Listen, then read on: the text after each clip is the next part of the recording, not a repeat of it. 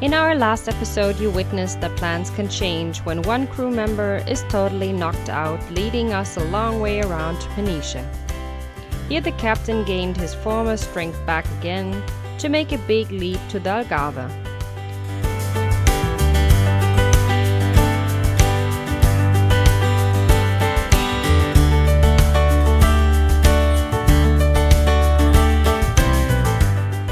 As the UV light was already affecting our outer varnish layer of our superstructure, we gave Tula a new one and then continued to Portimao.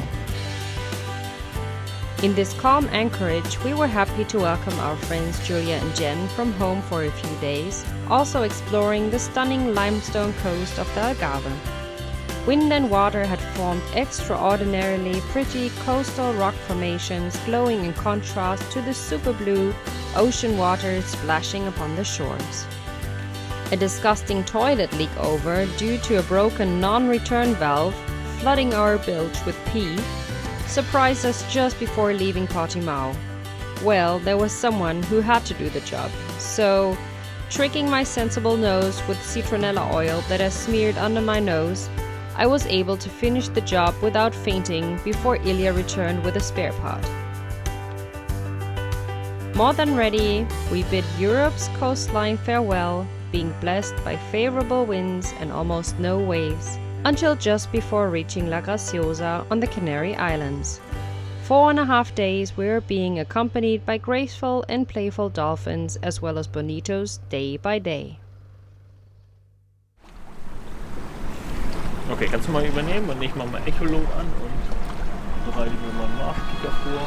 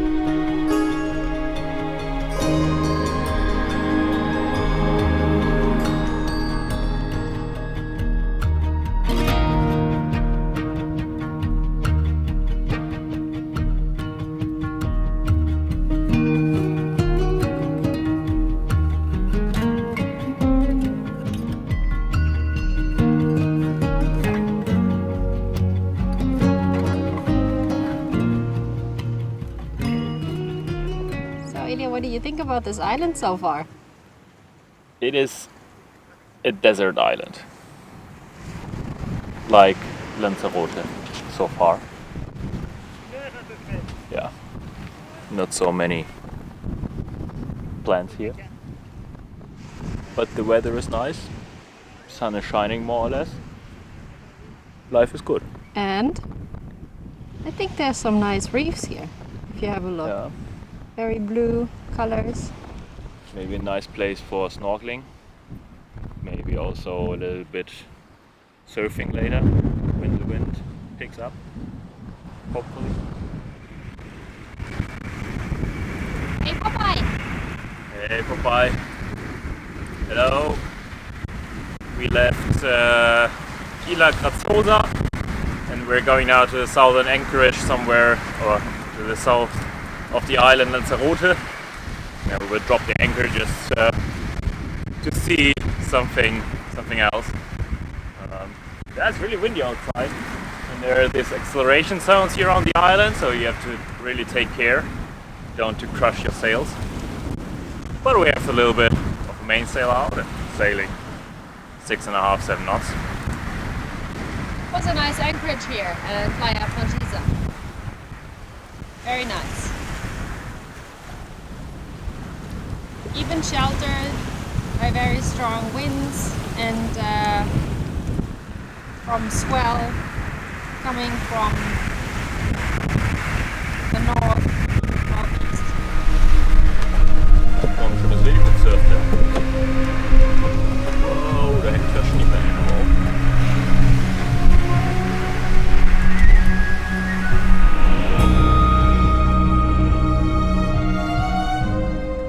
Passing Lanzarote's rough west coast, we soon spotted a helicopter plus a search and rescue boat scan the coastline segment-wise. A day before, we had heard a mayday call come in of a boat that was sinking. Via VHF, all boats were requested to have a sharp lookout for wreck pieces and the crew, which Ilya and I did. A bit afraid though of finding someone floating around who was not alive anymore. The landscape that we passed by made an impression as if it was from another world. Surreal seeming black lava fields with over 300 volcano craters spread over the entire island.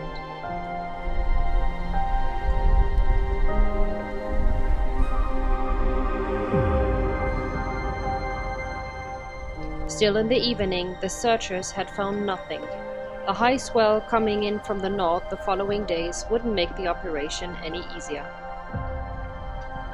Susanne and Arno from our home sailing club Segelvereinigung Kiel, whom we had met on Lanzarote by coincidence, were so kind to show us their island a bit, as they had already been there on holiday a couple of times. Von mehr als 800 Grad und gewaltigen Ascheregen, die alle Anzeichen von Leben auslöschten.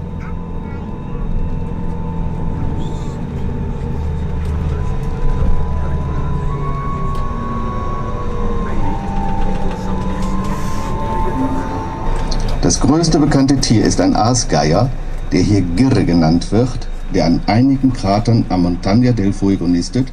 Das kleinste ist ein winziges höhlenbewohnendes Insekt von weniger als 1 Millimeter Länge. On the Ruta de los Volcanes, we learned that from 1730 until 1736, there had been a series of strong volcanic eruptions which destroyed around 50 villages and 200 square kilometers of fertile land on the island, still to be seen very clearly in the Parque Nacional de Timanfaya. These eruptions had left behind a Mars-like landscape with different shades of black, grey, and copper red, and lots of hills formed of cold and lava. After an impressive and loud bus tour in 3 languages with, let's say, a little overdramatic music, we stopped again at the viewpoint Islote del Hilario, where you could stick your hand into small stones to feel the heat coming from below. In a depth only a few centimeters below the walking level, the temperatures already reached 100 degrees Celsius. In 10 meters depth, up to 600 degrees Celsius, as there was a magma chamber 4 kilometers below the surface.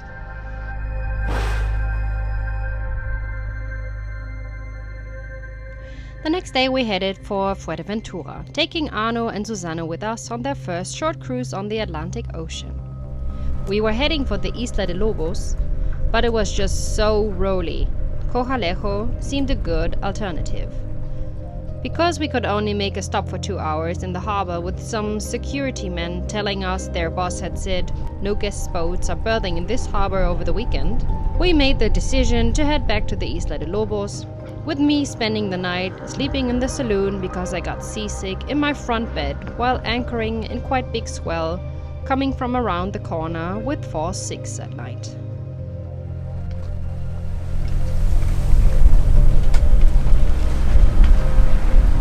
After making a quick stop on the former volcano, we continued our way down Fuerteventura's coast, making a stop in El Rosario, the island's capital, for a few days.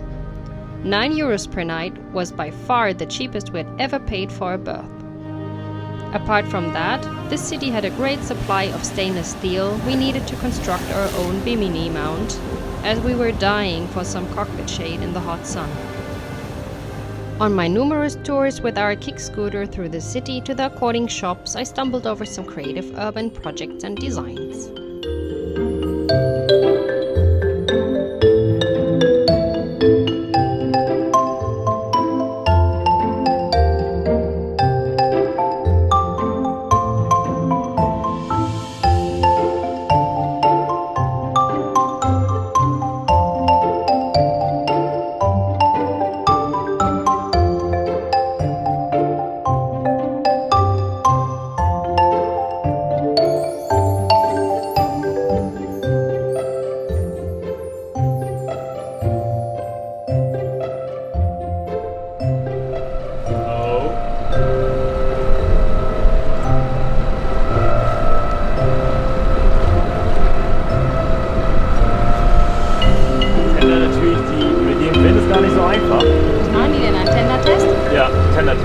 Die wackeln halt wie eine Badewanne, ne? Die Kinder. Mit dem Wind. Aber ich bin die auch mal gefahren.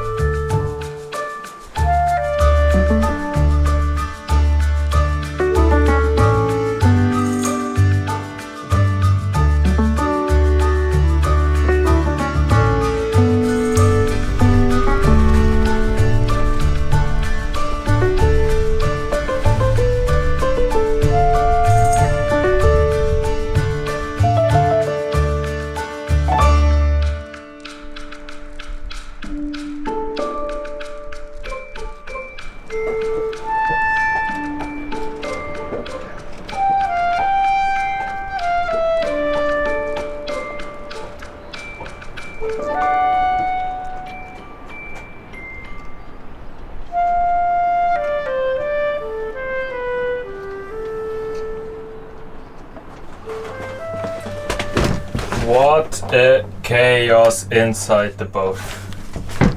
Jana is escalating on the Nähmaschine. Jana, what are you doing? What I'm doing?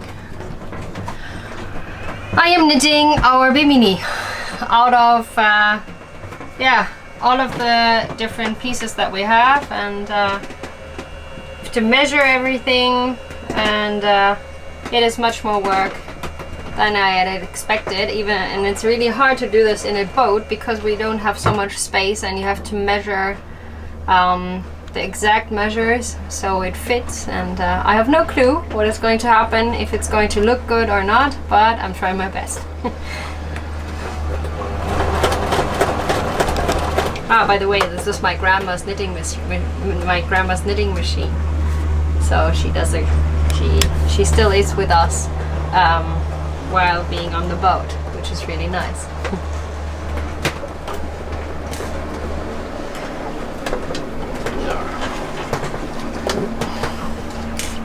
What I'm actually knitting over here is the front piece, and we're putting this over the white cloth because I think you're just going to touch this with your fingers and it might get dirty very quickly. I don't know how this material will be, but yeah, that is the part that I'm just knitting.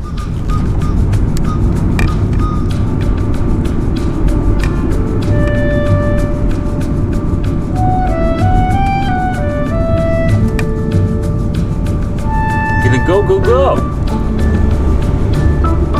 Go like Ferrari. Whoa. This is not a Ferrari.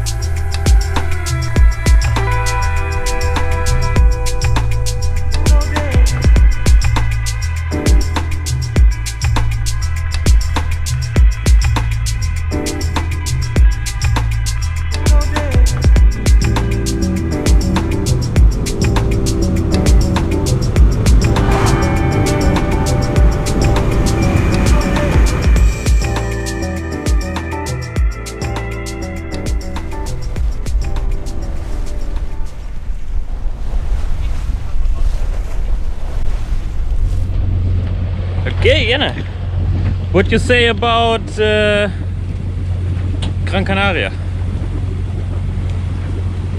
Well, it is very rocky. As we went around the island with a rental car yesterday, I must say, for getting spare parts, it's perfect because you can have big hardware stores to get everything, and we bought some canisters, I think, for petrol, for diesel, and yeah.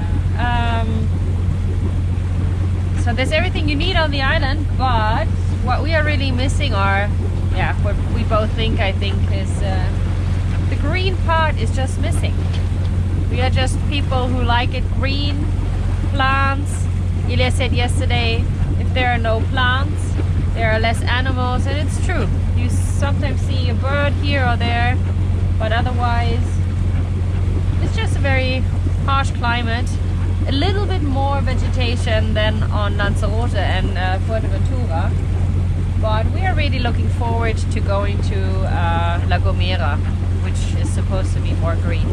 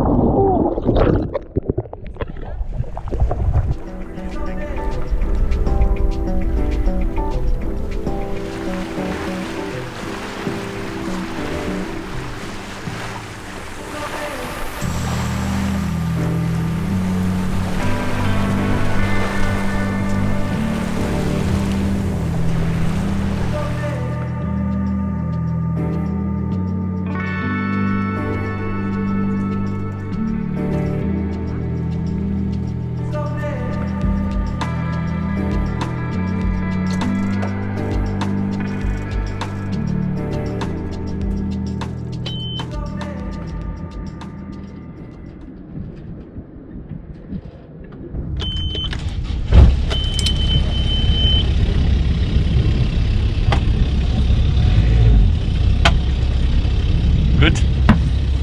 Now anchor action.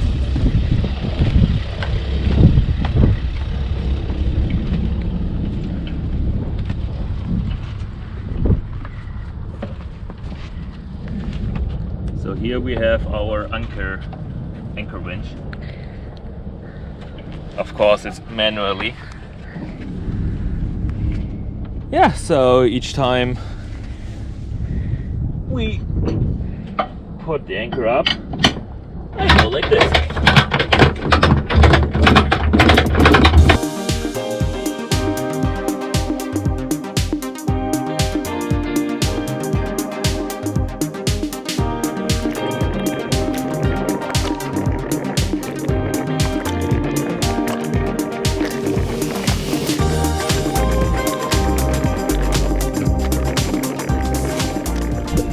Before we started the trip, we bought a new anchor chain.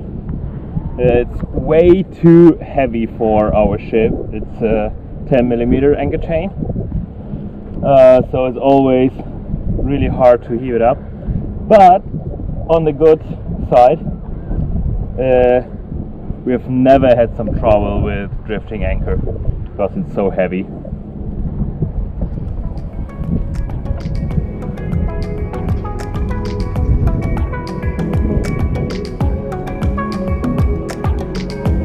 Good. And let's go. Let's go.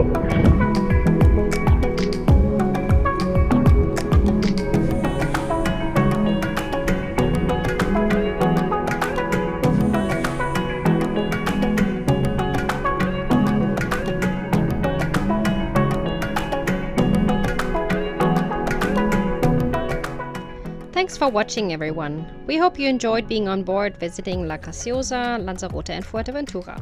If you have already thought of supporting us on our travels to improve our videos, have a look at our Patreon page or have a look at our website blended in below. Be ready for some green and exciting adventure on the hippie island La Gomera and in La Palma's tropical forests. Also see why we were shocked when making a rig check just before our Atlantic crossing. See you next time!